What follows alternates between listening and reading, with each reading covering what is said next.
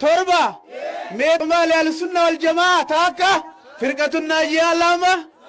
أهل الحديث سدي أبليين إسن أهل الحديث ويتي في جتن خنا مال جتشو رجيون غافدس نتورا قرآن في حديث دبرة دبت وردفون عنجان أنيس هاي غاريد مي آيات قرآن خيسا خمتو قرآن خيسا بكتمت ربين أهل الحديث في جاتي فياما جيون غافدس جرني سمعت كلين أركن جان مي حديثني سيئة خير جمع ربي صلى الله عليه وسلم أهل الحديث جاتي فياما جي دبتني جرا جونيس ديبين انجرتو وان خنتيف أن أهل الحديث جي في يام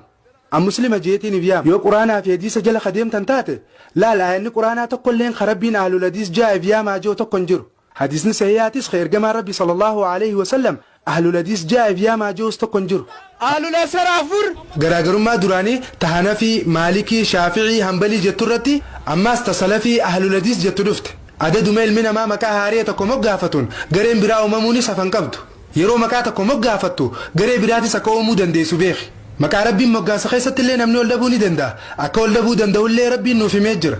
غرو مكان مغاس خونكو كود من سنفي جتي يادين ربي نسم بيخو جتي يادين ربي نبيخ ربي نمني مسلماك كود من نبيخ قرآن خيست تسنو ميجر ارجما ربي صلى الله عليه وسلم دبتني جران هاتوا كسماء جينو ارجما ربي صلى الله عليه وسلم اهل الحديث جاء فيها من جن سلفي جاء فيها ما سنجن أهل الحديث كم بومبي بكان الرادفة أهل الحديث غير لما تجرى جامعة أهل الحديث في غرباء أهل الحديث تنافق بينه في أهل الحديث كم خيس جرت أهل الحديث تك أهل الحديث براخمت سلفية شنيمي هو والنبا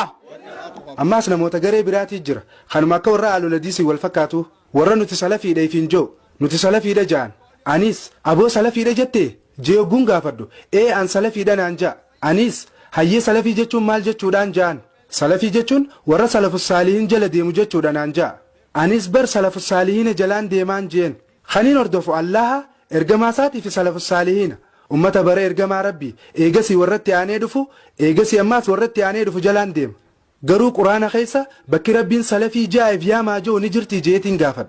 هنجرتو نانجان حديثني توك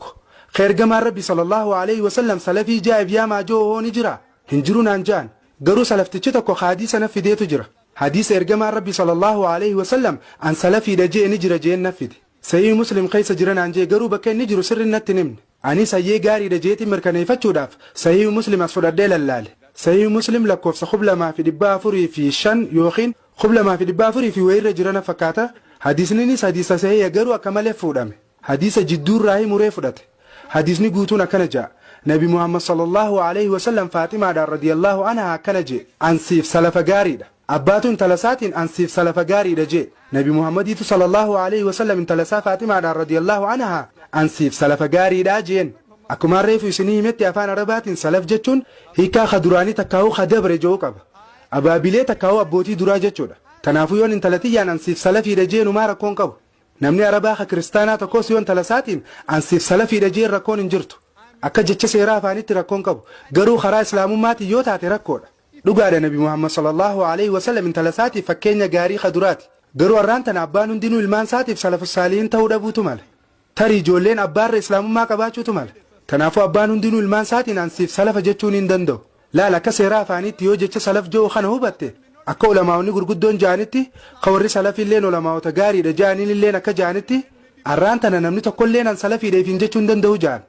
sababninis nuti khalaf jechuu warra booda kana dhufe salafoonni ammoo warra nu dura turan yoo warra duraaniiti wal bira qabamnee laallee nuti khalafa jaamna nuti ijoollee teenyaaf ilmaan ijoollee teenyaatiif ilmoo ilmaan keenyaatiif salafa ta'uu ni dandeenya teeknikaalii yookiin adeemsa keessatti salafa ta'uu ni dandeenya karaa islaamummaatiin garuu ta'uu hin dandeenyu gara islaamummaatiin nuti khalafa jaamna jechuudha waliigallee isiniif ifaami. So compared to the previous people we are khalaf. Yes, we can be salaf of our children and grandchildren and great grandchildren. So technically we can be salaf, Islamically we can't. Islamically we are khalaf. Clear?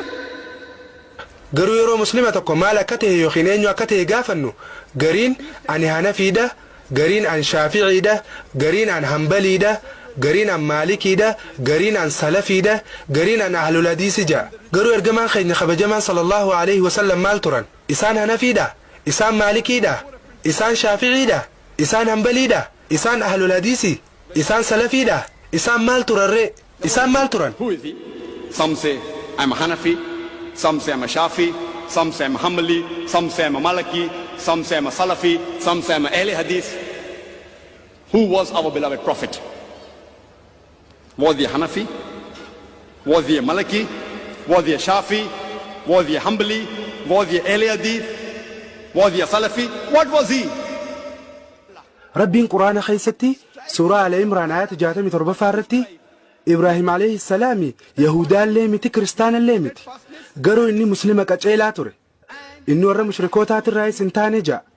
ammaas rabbiin suuraa ala imraan ayata 52 faarratti hordoftoonni ciisaa alayhi salaami muslima akka tahan dubbata rabbiin ammaas suuraa al-hajj ayata 78 faarratti akkana ja'a karaa rabbii keessatti jihaada godha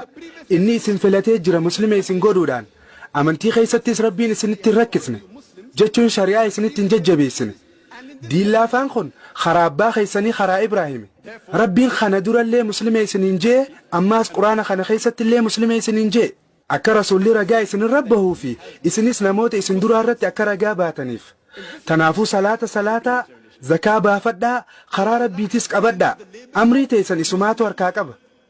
rabbiin amrii teessan harkaa qabu ta'uu fi ka isiniif tumsu ta'uu waa gaariidha tanaafuu rabbiin kitaaba kanaa fi kana duraa keessattis muslima jee isin moggaasee jira rabbiitu maqaa muslima joo kana nuuf kanne jechuudha quraana keessaa bakka hedduutti bakka rabbiin muslima jee nu yaame harkachuu ni dandeessan rabbiin suuraa fussilat ayata 33 irratti ومن أحسن قولا ممن دعا إلى الله وعمل صالحا وقال إنني من المسلمين namni dubbii gaarii dubbatan jiru nama karaa rabbiitti nama yaamerra ammaas kana fi sujii gaggaarii dalagee am muslima jee nama dammeessarra namni gaarii dubbatanii jira kana jechuun nama fedhiiti hunda rabbiifin kanne jeerra namni gaarii dubbatan jiru jechuudha rabbiin keenya ana hanafiidha yookiin ana hanbaliidha yookiin maalikiidha yookiin shaafi'iidha yookiin salafiidha yookiin ahlul hadiis ja'an jenne وقال إنني من المسلمين ربين أم مسلم جاءن ونجي ربين دام سمخان الردي بيه سورة الزمر آيات خلا لما فارتي دورنا ما أمة خير إسلاميته التين أججمجي جي دبت نما فريساهم دربي فخنته التين أججمجي جين إرجما ساتين صلى الله